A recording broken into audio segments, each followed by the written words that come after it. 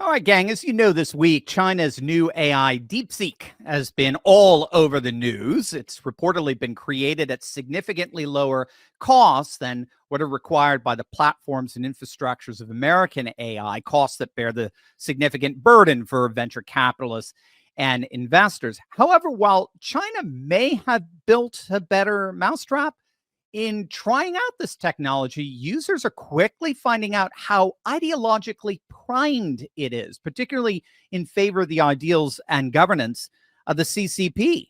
And this isn't just an issue with Chinese technology.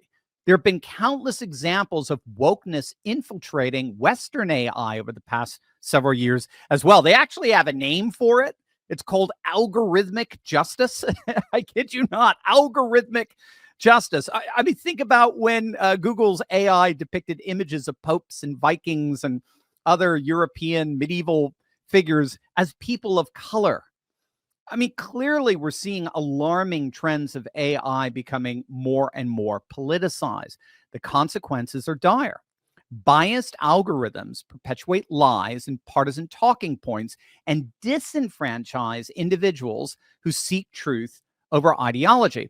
So what does that mean for us as AI technologies continue to embed themselves deeper into our daily routines? And what can we do in response? Well, here's where our good friend Larry Ward, an expert on the intersection of technology and societal values, comes in. Make sure to click on the link below and check out Larry's website, In Service of Humanity, to learn more about his mission to ensure AI is properly, ethically overseen to build an AI future that serves a humanity and future of human flourishing. So, Larry, great to see you again, my friend. Welcome.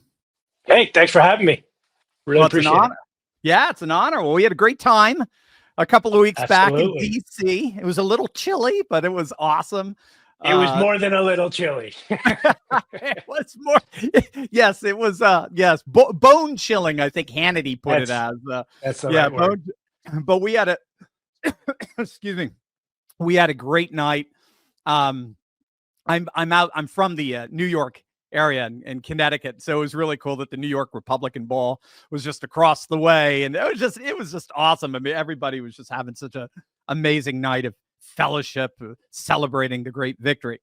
Now, of course, we got to talk about AI if we're going to have MAGA victory for a generation to come. We got to talk about the future. You've been closely following AI's evolution. Can you briefly share with the audience your work in this field and explain what's really going on with the wokeness and the biases in AI? I absolutely can. And just to give your audience a little background on me, we've been in business for about 30 years, the last 20 in politics, and we're an agency that builds our own marketing tech. So we have our own content management platform. We have our own email marketing platform. Last year, we delivered about 7 billion emails for conservative causes and media outlets. And we learned early on, like in 2004, we were the first organization ever to call out Google for its bias in its ad algorithm. We put an ad up for a conservative candidate. It was denied. I put the same ad with the same words for a Democrat just to see what would happen. They accepted it. No problem. I did this over and over again just to make sure it wasn't a fluke. And absolutely was true that Google was, definitely censoring based on politics. And we knew that in 2004. Most people thought I was wearing a tinfoil hat, for the first decade or so that I was. You and Robert Kennedy. Yeah, that's right. What's the conspiracy theory? It's right. Something that's just 3 weeks early from being proven. Right. Yeah. That's right. It's getting quicker and quicker. But, so we were the first to call out Facebook, as a matter of fact. So Facebook in 2012, we put up a meme. I don't know if you remember the Benghazi incident. Of course you do. We put up a meme and it said, when Obama called the SEALs, they got bin Laden. When the SEALs called Obama, they got denied. And it went incredibly viral. 25,000 shares in an hour. And you don't see activity like that. Even back then, you didn't see activity like that. And then, so I went back and looked like an hour later, and it was pulled down. And Facebook said that we had violated their terms of service. So I put it back up, and I said, we did not violate your terms of service. And they suspended our account for doing that. Mhm. So I called my buddy at Breitbart, AWR, Hawkins, and he put up a story. Facebook censors the seals. Well, Drudge picked it up. It went, yeah, call it the meme heard around the world at that point, before Drudge lost his mind, of course. Right, right. This is back in the day. Everyone needs to know, Larry. You are on the front lines of this stuff. You are on the front. Yeah. You were forming a parallel economy before there was even a parallel economy. Absolutely, Mm. absolutely. So by the way, quick story. So Facebook called me, and they said, if you say that we didn't censor you, we'll give you $10,000." Yeah, you And I'm mentioned like, it that night. That was yeah. great. I could not believe that. And I said, absolutely not. This is for a veterans group, and I not only do I respect them with everything I have, they're former SEALs and ran missions in Vietnam. I'm a little scared of them, so there's no way I'm going to do it. So they went up to $50,000 before I said, I told them absolutely no amount of money, just put my account back, and they did. 30 pieces of silver. Yeah, yeah. The next day, we got no response on that account. We were the first shadow ban in history. Wow. And that was just the beginning. And of course, we saw 2020 with COVID and the election censorship, and our platform. Thank God we kept building it, and building it with our own infrastructure, our own products, our own IP addresses. Became a sanctuary for conservative causes, media outlets, and such. And during all of that censorship, I honestly believe this: if it wasn't for us, Elon doesn't buy Twitter. If it Right. wasn't for our platform helping these companies stay alive, there might not be a President Trump today. And that's hard to say, but I think it's true. No, but I couldn't agree with you more. Elon was getting this alternative news somewhere. He was getting it and saying, why is this getting banned? Why is this I mean, he's upset right now with what he's seeing in Europe, just the way they're banning free speech left and right. So it's very similar. I think he saw originally posts from Post Millennial and the like, Breitbart and so forth. Why does this keep getting banned? By the way, yeah, I mean, I do research every day. I do use Google. I use a bunch of search engines. Yeah, good luck finding a Breitbart article when you put in a search engine term. I mean, you'll never see a Breitbart article. I mean, I could put literally Breitbart article, and there will be nothing. It'll be the Washington Post, far right Breitbart, proven Right. wrong again, blah blah blah. So Exactly. where does the AI come? So you've been on the actually, before we do that, because I'm curious here on this issue, because you're on the forefront of social media, and thank you for that. That's huge. I mean, we owe a lot to you. Are just this whole well, I was going to say parallel ecosystem, but Larry, I think Elon's right. I think we're it now, man. We're like the mainstream. This is what's so crazy. I mean, we're still dealing with big tech not knowing where to go, though they seem to be turning right. I think somebody else bigger than they are is Right. making them an offer they can't refuse. But how did we get to this point where biased algorithms were so deeply embedded in the systems that we rely on? Well, look, there's no surprise that Silicon Valley resides in San Francisco, Right. right?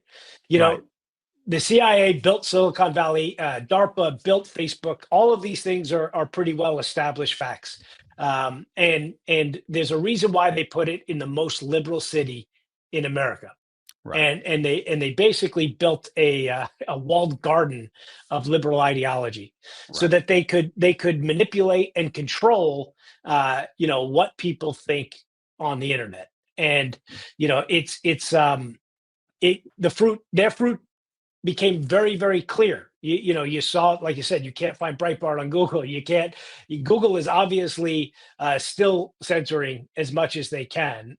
China, like you said, DeepSeek. You can't ask DeepSeek. And by the way, don't download DeepSeek. Don't add it to your apps. Your app store. Don't do anything with DeepSeek. DeepSeek said, China said that they built their LLM for $6 million, and the world said, "Wow, that's incredible." When did we start believing China? Was True. it when Very they true. when was it when they said that the COVID virus came from a bat soup? We don't believe China. Don't start believing China just because you think that they can create AI for $6 million. It Right. means nothing. Right. Um, that being, and any technology from China is dangerous. Don't download TikTok until it's in American hands, and don't download and put DeepSeek on your machines. So you're Y- talking from a surveillance perspective? Absolutely. Yeah. Yeah. Absolutely. Look, don't trust Chinese, anything developed from the Chinese government.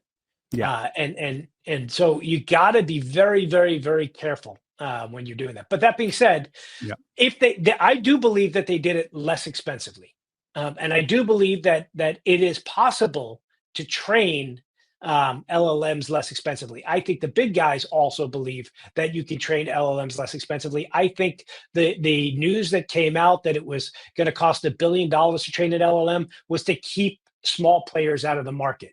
And I also think that there's a bit of propaganda going on right now, because that news about DeepSeek training for $6 million, that came out before the end of the year. That came out in 2024.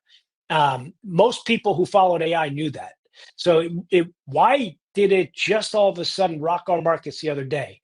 And the Hmm. reason is, in my opinion, that the players in the US wanted to create a Sputnik moment, Mm. uh, a moment to create an AI race, and to push the government to relent on regulations, to open the floodgates so that they can design AI any way they want uh, without any kind of oversight or review. And Right. look, it's very dangerous.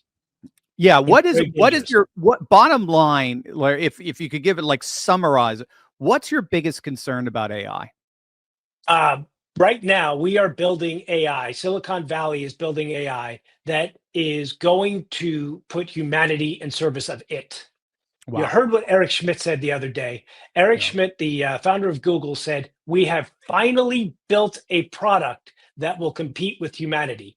Yeah. A Well, super mind. excuse me, Yeah. who asked you to do that? Yeah. Right. Who Right. asked you to compete with humanity? If Right. what we want and what we need, if we want humanity to flourish, is AI that is in service of humanity, Exactly. AI Yeah. that remains a tool and remains in service of, to help humanity flourish, not to run humanity. And we've Right. already seen what happens with technology in the hands of these Silicon Valley giants and governments like Biden's administration in China, where they Yeah. will use the technology to push their propaganda and to censor speech and to do a lot worse.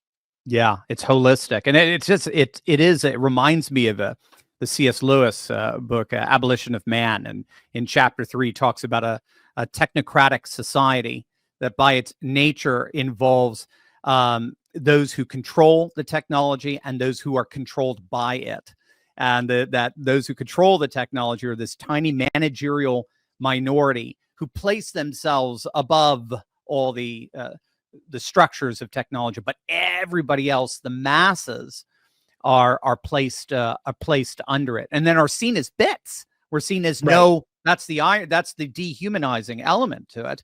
Is The we're seen World as literally products of the machine. Yeah, the World Economic Forum basically call us the useless class.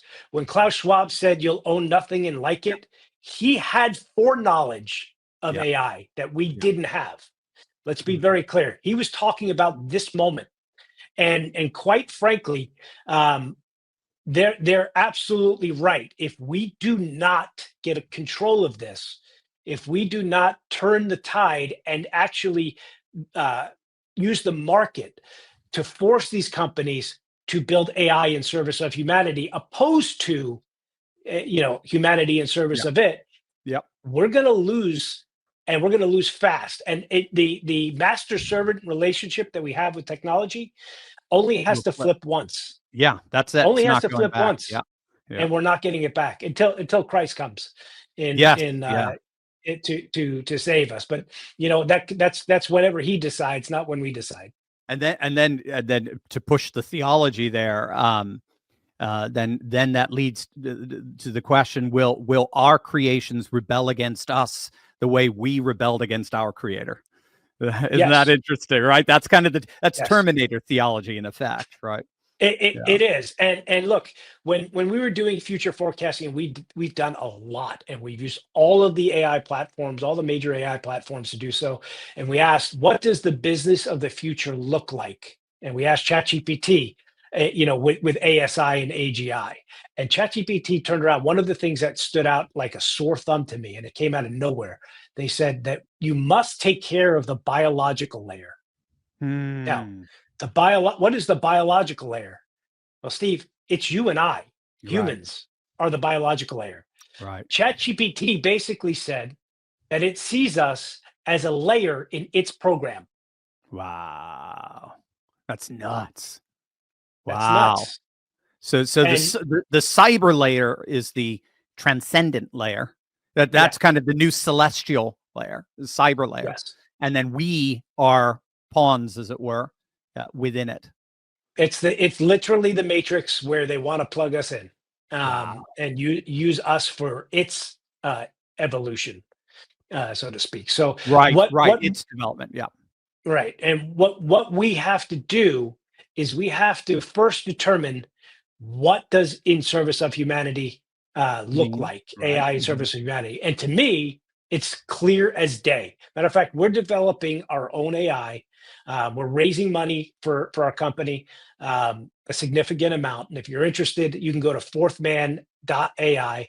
And the reason why we're calling it Fourth Man AI is from Daniel 3:25, when Shadrach, Meshach, and Abednego refused to bend the knee to Nebuchadnezzar's God, and they were thrown in the furnace. Ah, yes, of And course. Yeah. and Nebuchadnezzar looks and says, I see. "It looks like there's a fourth man in the Yeah. fire." Yeah. Yeah. I love that. And Fourth man. and they came out unscathed. Yeah. And he said it looks like the Son of God, and that's because it Yeah. was the Son of God. Exactly. Yeah. And Yeah. and and just like Shadrach, Meshach, and Mhm. Abednego did not bend the knee, our AI is not going to bend the knee, and we are going to look towards the fourth man to come and protect us and save us.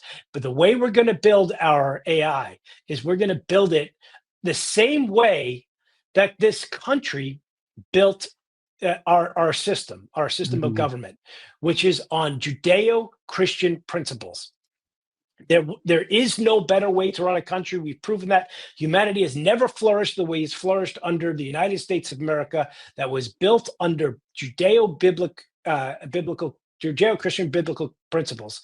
Right. And we're going to build AI that is built on the same foundation. This is not the internet disruption.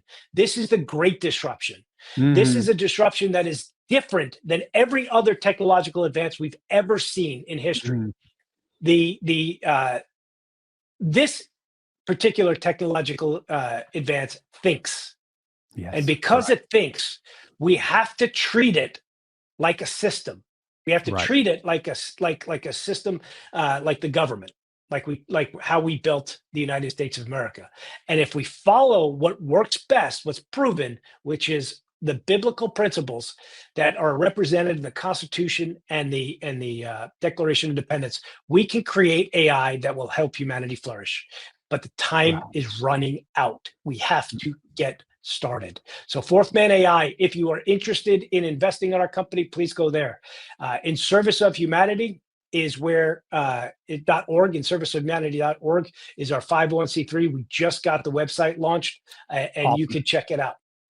Awesome. The links are down below, gang. In Service for Humanity and fourthman.ai. This is amazing stuff. I mean, you were talking about it in DC, and I was frankly riveted. I'm fascinated by this whole sort of realignment of tech and tradition that's happening in sort of an archeo future world that's rising. But there's always this temptation to go the way of Babel as opposed to bringing the two together in a healthy and human affirming way. And it really looks like you've got that covered there. Again, gang, fourthman.ai and service of humanity. Sorry, In service of humanity.org. In service of humanity website.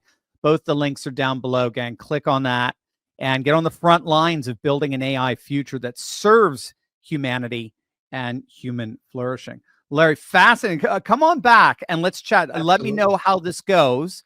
And I want to get some updates on it because this sounds really fascinating stuff. We are seeing like the new, I mean, they talk about the rise of the new tech, right? You know, Elon and Peter Thiel and Vivek and JD and so on. So I see this as very much part of that, and as part of a very important sort of aristo-populism where people on the front lines are sort of an aristocracy is on the front lines, but are using their power and their wealth in order to realize the values, interests, and concerns of the people. So they're not the Marie Antoinette oligarchy that despises the people, and then we don't have the people rising up in mass chaos like the French Revolution. We have this beautiful balance of the two, and so this seems to be very much on the front lines of that sort of aristo-populist world where our technologies and our ingenuities and so forth, our industries are all being used